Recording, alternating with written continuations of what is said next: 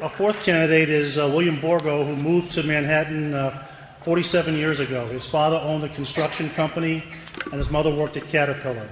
He started his first business at the age of 12 and was responsible for cutting 20 yards per week for 2 seasons. At the age of 14, his dad offered him the opportunity to work on his job sites. Over the years, he has worked side by side with all trades and learned carpentry, plumbing, roofing, and more. Additionally, his father taught him the fundamentals of good business planning, problem solving, and financing.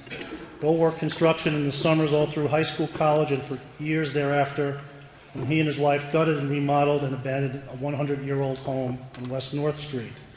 They sold it and built their second home on Brett Drive and finally their third home on Lakeview Drive. Mayor Borgo has brought the same ambition and hard work ethic to the village of Manhattan during his 8 years as mayor. Now to fill in more details of his life and qualifications for another 4 years as the mayor of Manhattan, Bill Borgo. Thank you very much. Thank you all for coming tonight. It's a very great honor to stand here in front of the Chamber of Commerce.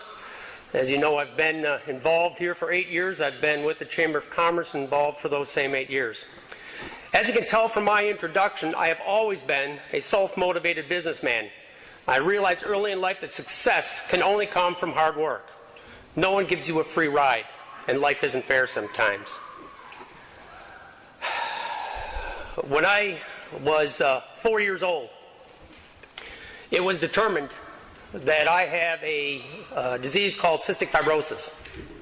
It's a disease that back then meant that my life expectancy was maybe 11 years. That was it. And I'll tell you, when I found out about this at that early age, I was determined to prove those doctors wrong. And I have done that in spades. That drive and ambition has been a constant throughout my life. That explains why at the age of only 25, I incorporated my first successful company, MCT. It also explains my determination to make a better life for families in Manhattan by serving on the Manhattan School Board and on this village board and working with this village board for the past 8 years. Life is a precious commodity, and it shouldn't be wasted on frivolous things. Time on this earth should be devoted to making life better, solving problems, and planning for future generations.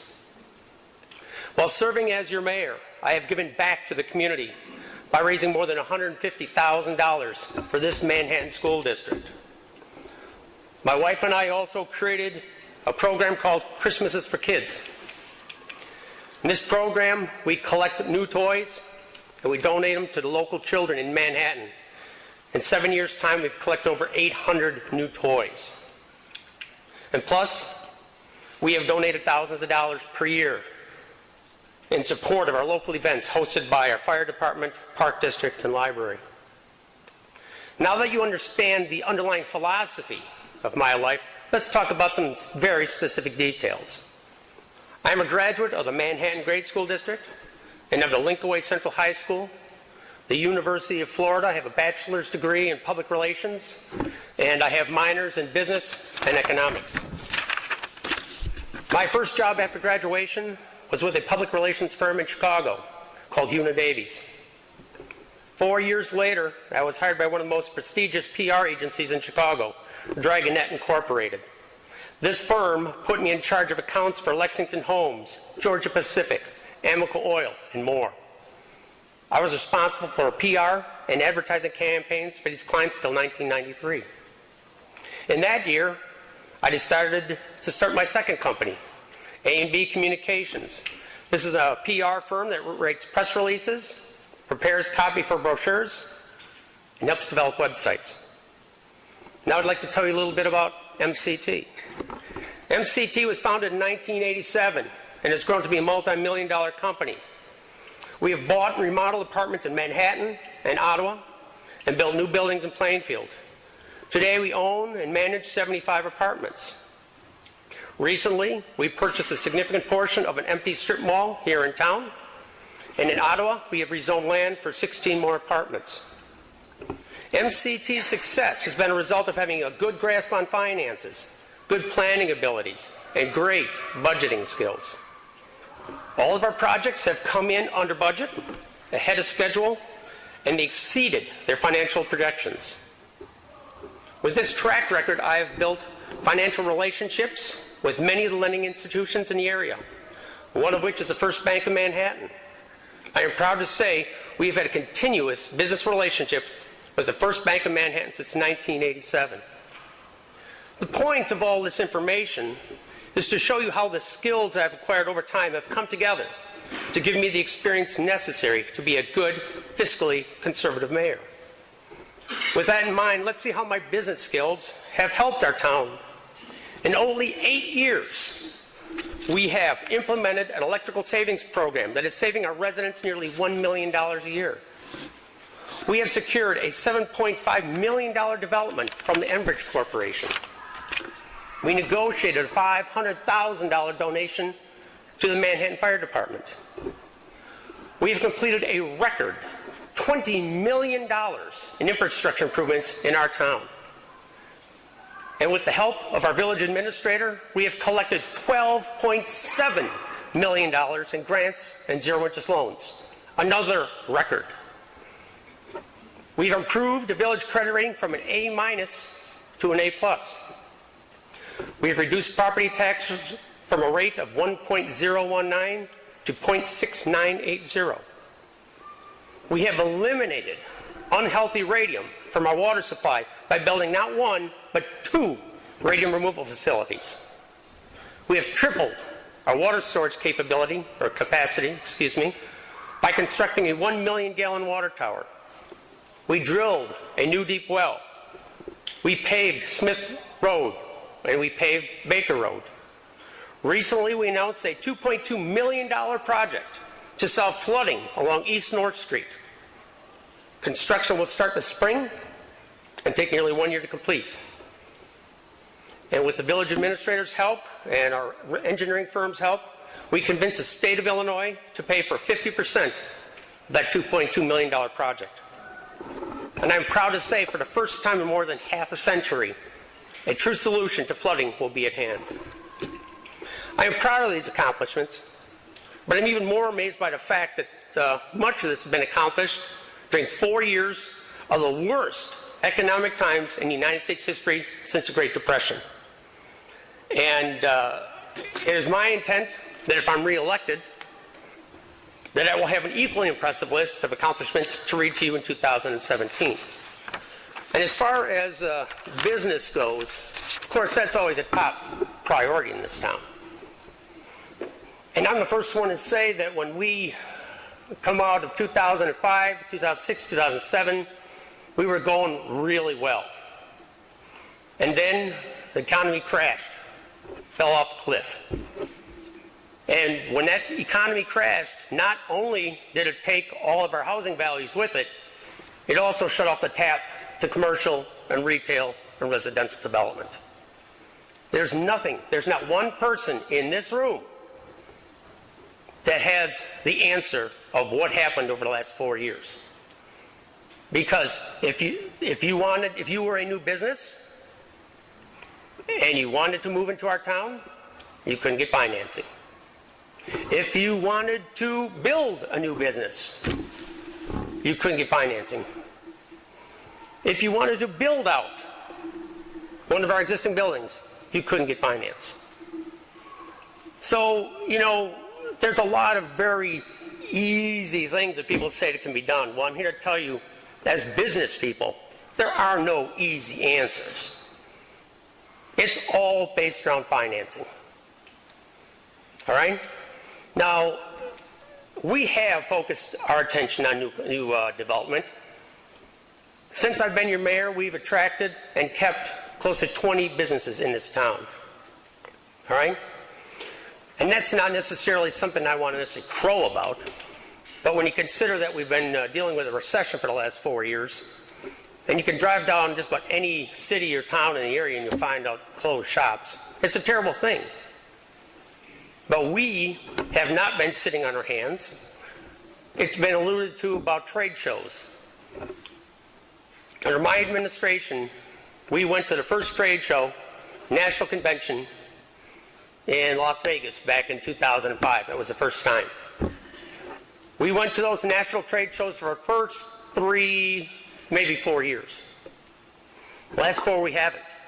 And the reason being is it didn't make any financial sense to take taxpayer money to go to Las Vegas when A, no one was looking to build anything, and there were no end users to go into the buildings that they wanted to build. So what we've done then is that we have attended all of the local commercial and retail trade shows in Chicago. We have hit them every year. And sometimes there's 2, and we have hit every single one. And you might say, well, what do you do with these trade shows? Well, what you do, first of all, before you go to trade show number 1, you have to get your demographics pulled together.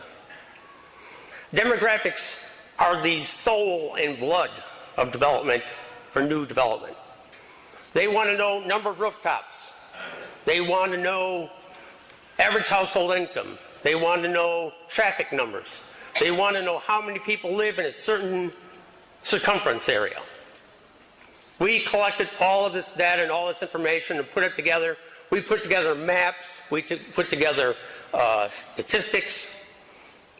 And we gave that information to everyone, whether it's McDonald's or Burger King, every major national brand that you can think of, we've approached and we went to them. Now, the one most famous issue in our town was the Walgreens. Back in 2008, around October, November, we had already approved Walgreens. And we actually had the demolition permit in our village hall waiting for Walgreens to come and grab it so they could tear down the building and start construction. Well, unfortunately, what happened at the same time? The economy crashed. Lenders clutched. They would not give out any more money. And now the banks are starting to lend again. But the reason Walgreens did not come here was they lost their financing. Don't mean to cut you off, Mayor, but I want to try to stick to the time limit here. Not a problem. You talked about demographics and how important it is for a business to want to come into a town. Right. How much of a hindrance are our demographics to bringing in big name chain businesses? Let me get a little drink of water. I'm a little bit parched.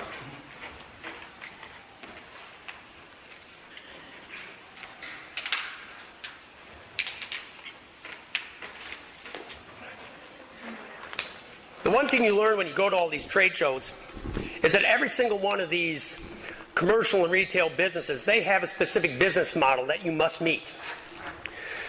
For example, we approached Starbucks, for example. And when we approached them, we gave them all of our numbers. And they said, well, your traffic counts are good, your average household income is good, but your rooftops are low. And we said, all right. We said, well, we've got about 7,000 people living in our town now. And they said, well, our business model is 10,000.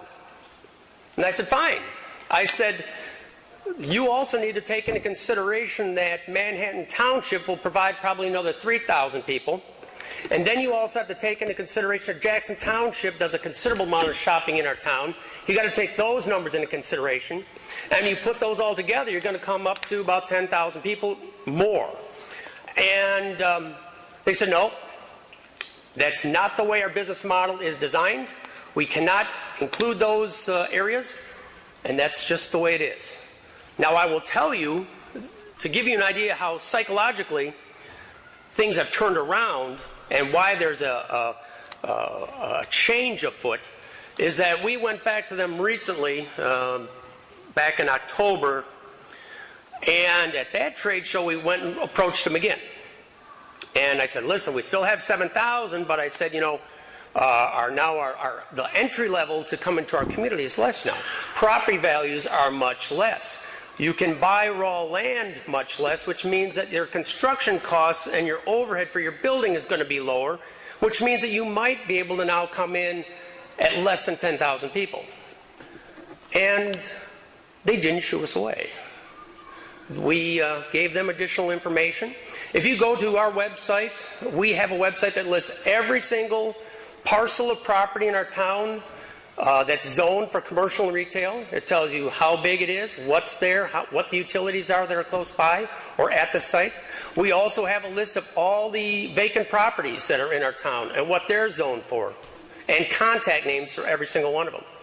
So we've not only given them our packet of demographic information, we also allow them to go to our website. So we are...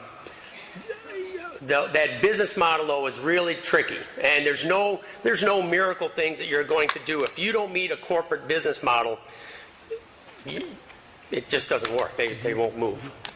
There was an article just in today's paper about the growth of New Lenox. Yeah. A lot of it around the Walmart area and all the outlots that go around Yep. it. Yep. Can you envision that type of growth happening in Manhattan? Oh, yeah. And do you feel like what's happening in New Lenox with all the growth has any impact positively or negatively on Manhattan? Well, first of all, do I have any belief that Manhattan will be there? Absolutely. And the reason I say that is you have to understand that we have planning control of about 72 square miles of land, which means that ultimately when Manhattan is built out, we'll be as large as New Lenox and Frankfurt combined.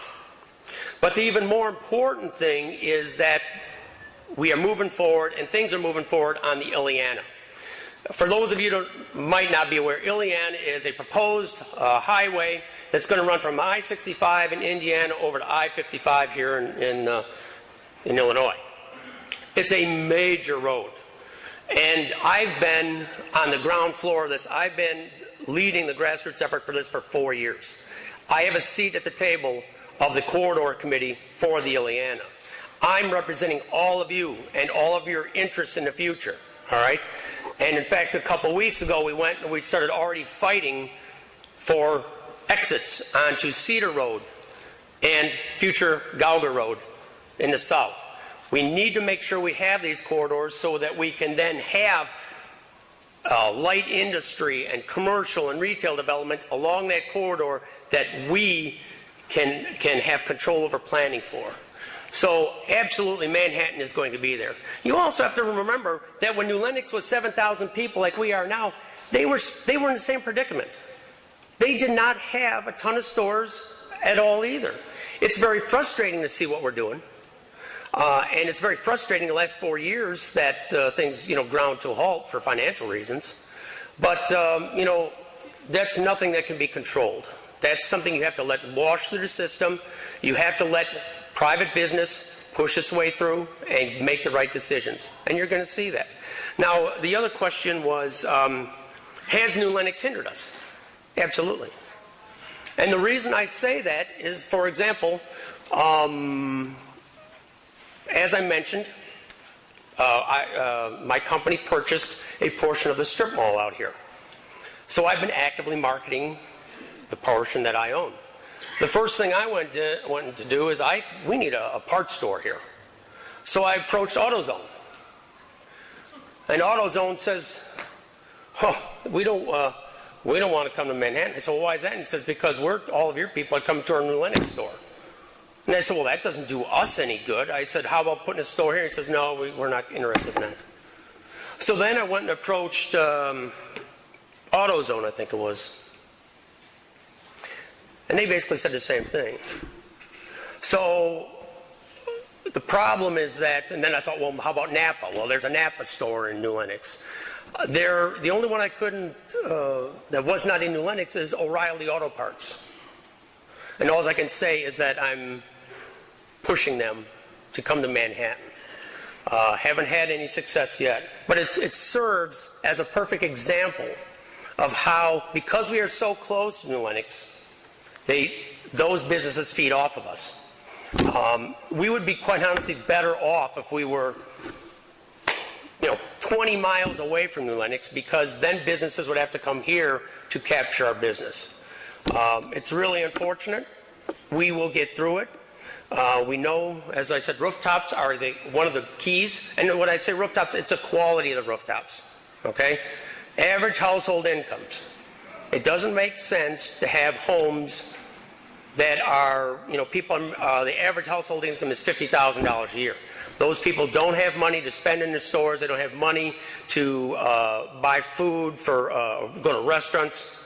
And we're very fortunate. Our average household income in Manhattan is about $86,000, which is strong.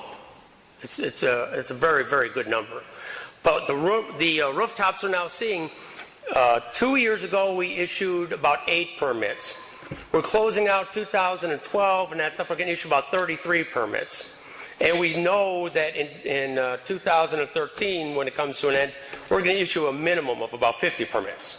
So if you can imagine, if we're issuing 50 permits now and the economy has not rebounded yet, you can certainly see that when the economy does come back, you're going to see that easily double or triple. Now when you see that, then more businesses are coming through. A lot of small towns are defined by their downtown area. You look at Frankfurt, which has about 20,000 people. Yep. Very vibrant downtown. It kind of sets the image for the town. Yes. What can be done in a town like Manhattan where maybe we don't have the rooftops that you say to develop a downtown, but certainly we get a lot of drive-through in terms of people coming through town where maybe they could stop in the downtown and do some shopping there. Right. What can be, if you get reelected, what initiatives can you put forward to try to invigorate our downtown area? Well, there's been several things that I've done over the last couple of years to help increase foot traffic in our downtown area. We introduced the car show. That was been very popular. We're putting that together again. This will be our 4th year. I would like to see, first of all, that needs to be expanded. Once we get our hands around it, we get it running like clockwork, I'd like to see probably 3 of those per summertime. Of course, we have worked with the Chamber of Commerce and the Park District on the Christmas program, Christmas on State Street. I can't believe how well that's starting to move forward. That's doing a great job as well. But beyond those type of things, as far as the future, the one thing that you'll find when you go to these, talk to people in the trade show business and developers of commercial and retail property, is that when they come into the town, they like to see the town looking crisp and clean and good architecture and nice landscaping, because it shows that the people in that town have pride in their town. So we've always tried to push that. Since I've been here, we did a beautification program. We've brought park benches in. We've brought decorative garbage cans.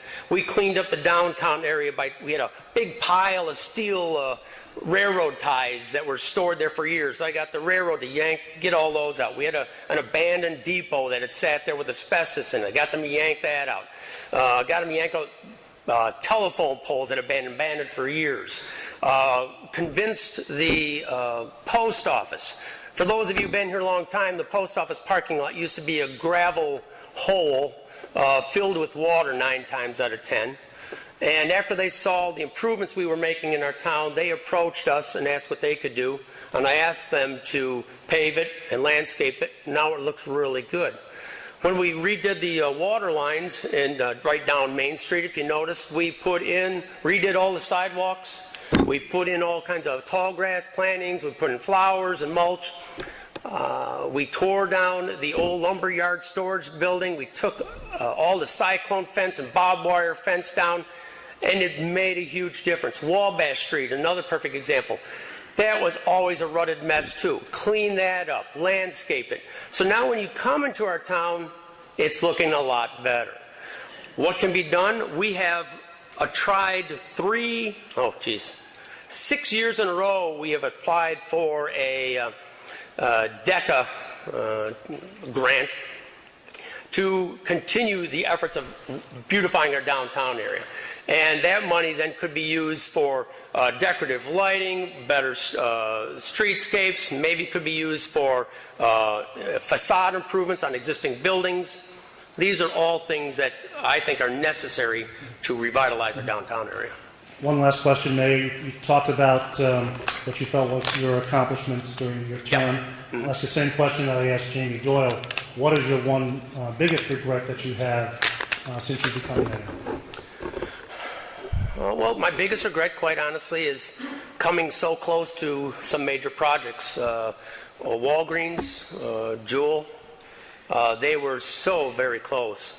And to have everything designed and ready to roll, and then to see the rug pulled out from under their feet, and at the same time pulled out from under our feet, it's pretty depressing because you're just right there, and you can taste it and you can feel it, and you know it's going to be such a huge benefit for our community, and then to see it, and then to realize that it's not to be now.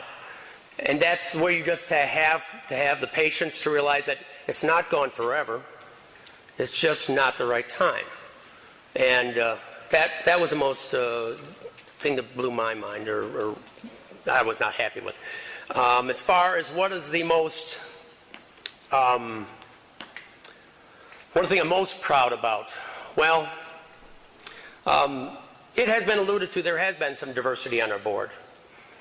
And, you know, diversity sometimes is pretty good. Because although I might not agree with some people or some ideas, we've always listened. And the fact of the matter is, when it's all said and done, must say that we have come up with some great solutions to great problems. So I would say that the biggest thing I've been proud of is that we've accomplished so many things, and we've solved so many problems, all of us together. Because I think Mr. Doyle said it before, it's not just me. People think that the mayor has godlike qualities. The mayor doesn't have godlike qualities. He or she can't just arbitrarily say, that needs to be done, and that needs to be done, and that's not going to happen. It doesn't work that way. And the fact of the matter is, all these accomplishments that I read off to you, they could not and would not have been done if it wasn't for the support of the majority of our village board. And that's the truth. I did not accomplish anything by myself. I bring up ideas, I foster discussion, I identify problems, and I also bring up solutions. That's my job. Well, thank you, Mayor. Thank you. Have a great evening.